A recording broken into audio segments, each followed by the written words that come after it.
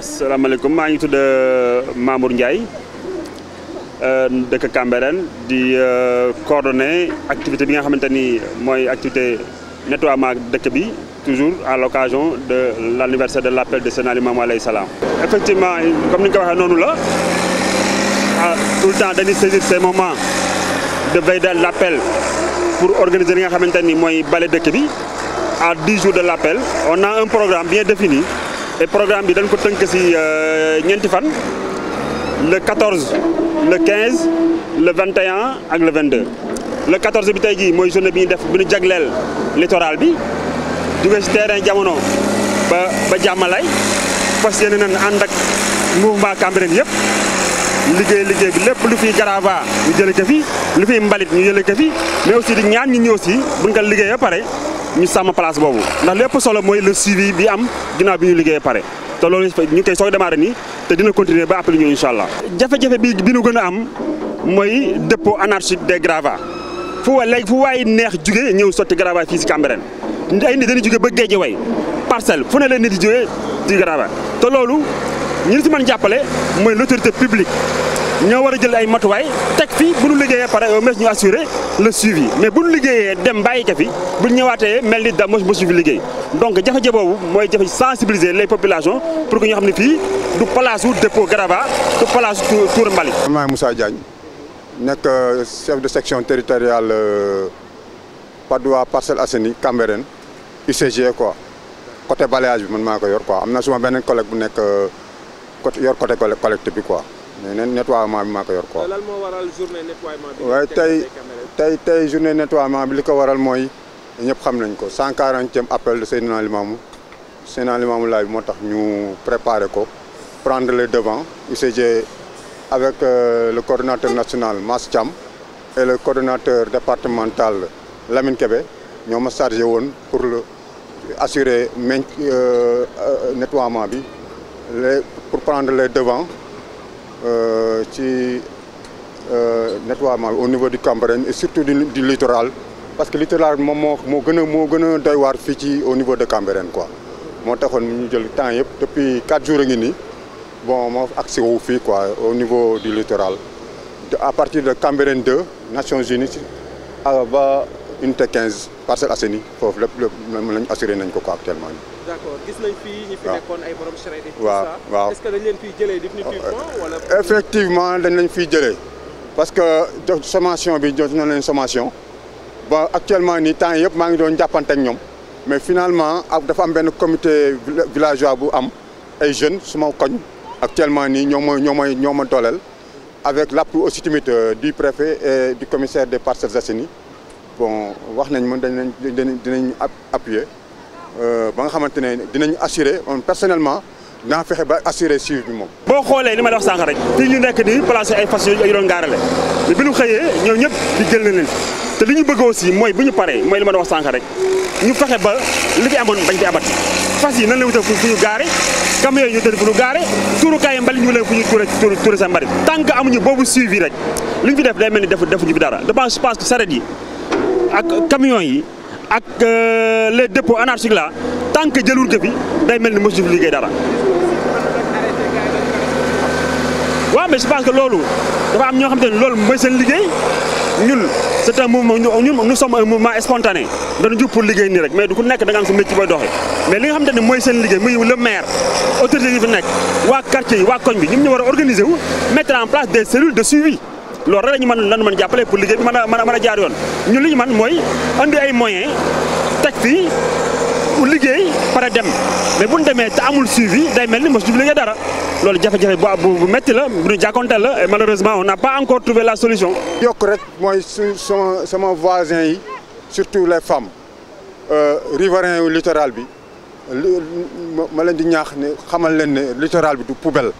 du ab dépotoir. war nañ ñu mën a setal littoral bi mais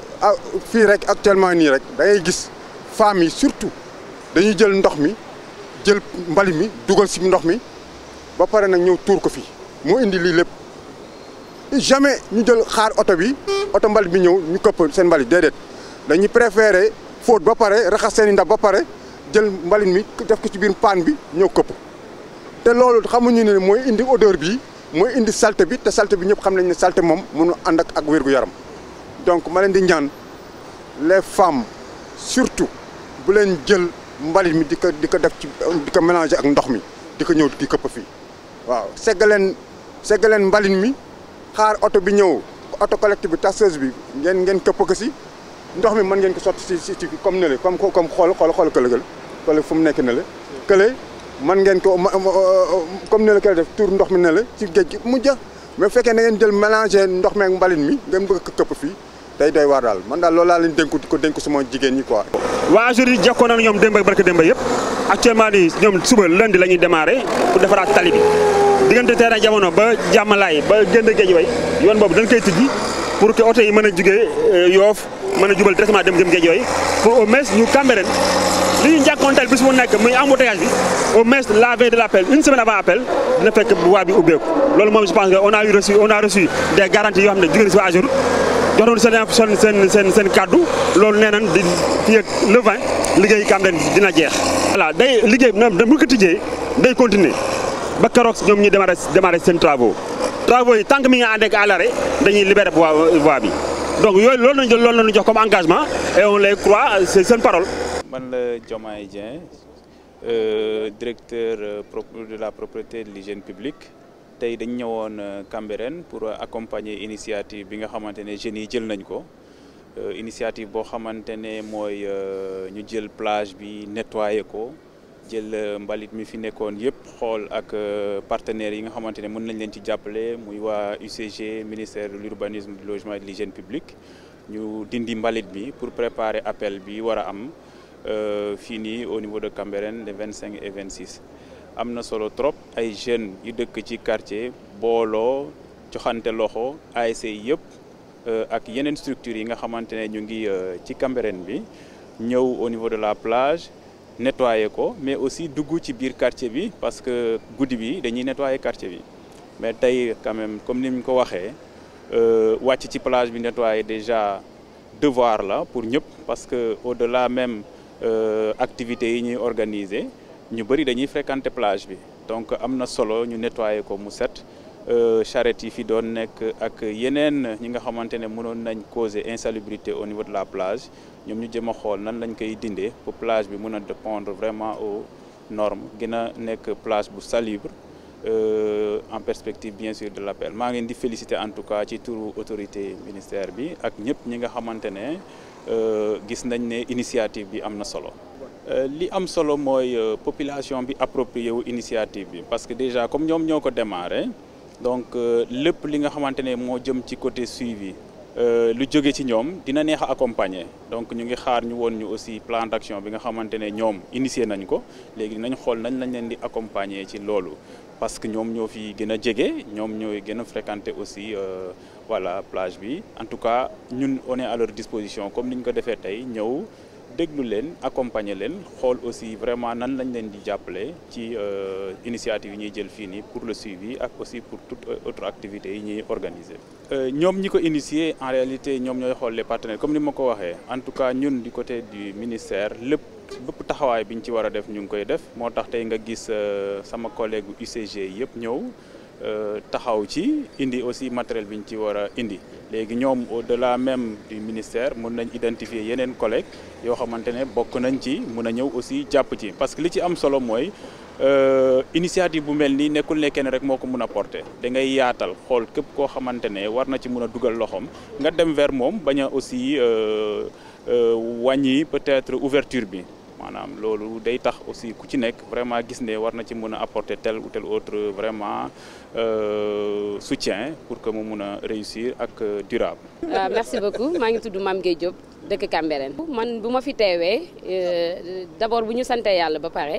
dañuy julli si yonent bi tedd bi alayhi salaatu wa salaam di wax ni yàlla ñu yàlla defal jàmm si Sénégal mais aussi di ñaan yàlla bépp balaa wala bépp tiis wala njàkkare bu am Sénégal suñu borom teggi ko ba xel yëpp mën a dalaat parce que ci période boobu la ñu toll di wax rek ni sama teewaay tey fii nii. mooy que ni dama nekk en collaboration ak ay jeunes yoo xam ni Cambérène la ñu dëkk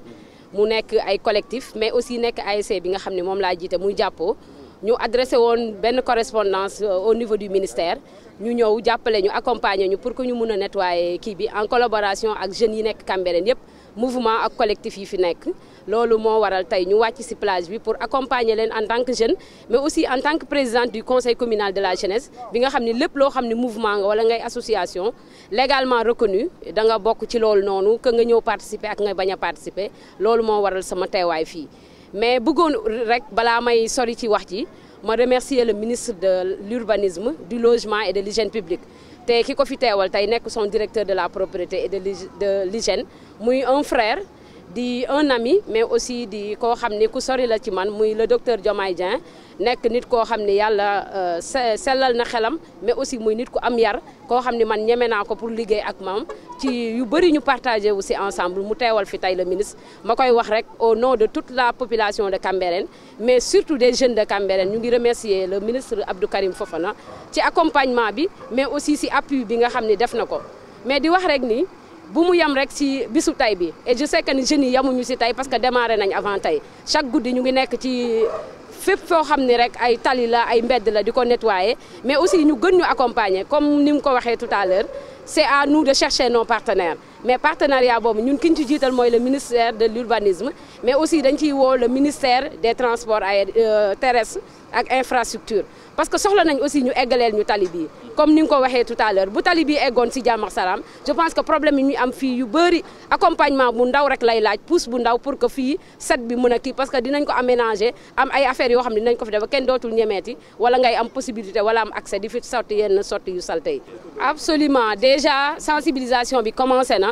et que waa UCG aussi dañ leen di remercier mais loolu yëpp c'est dans le cadre du ministère parce que ñoom ñëpp ministère de l'urbanisme moom moo leen ëmb kon suñu remercier le ministère rek remercier nañ entité yi nekk ci biir ministère bi yëpp mais di wax que ni ñoom loolu noonu buñ ci am inquiétude parce que yaakaar naa ni salte bi bu ñëwee bu xeeñ bi ak salte beeg lépp luy lore bu amee ci ñun ñi fi dëkk ñun lay njëkk ñëw avant que muy dem ci qui que ce soit je pense que ku woo jigéen ñi ci loolu ak tamit li nga xam ne mooy le projet d'assainissement d'envergure bi nga xam ne le président Macky Sall son excellence commencé na ko Cambérène je pense que yooyu yëpp dinañu dimbali ci yu bëri ba nga xam ne dootuñu soxlaati di ñëw di fi tuur si ndox mbalit yi dañ koy dajale bu oto yi ñëwee UCG ak seen taxawaay liggéey bi dina gën a yomb ba nga xam ni tout ce qui est nu mu tuddati ordure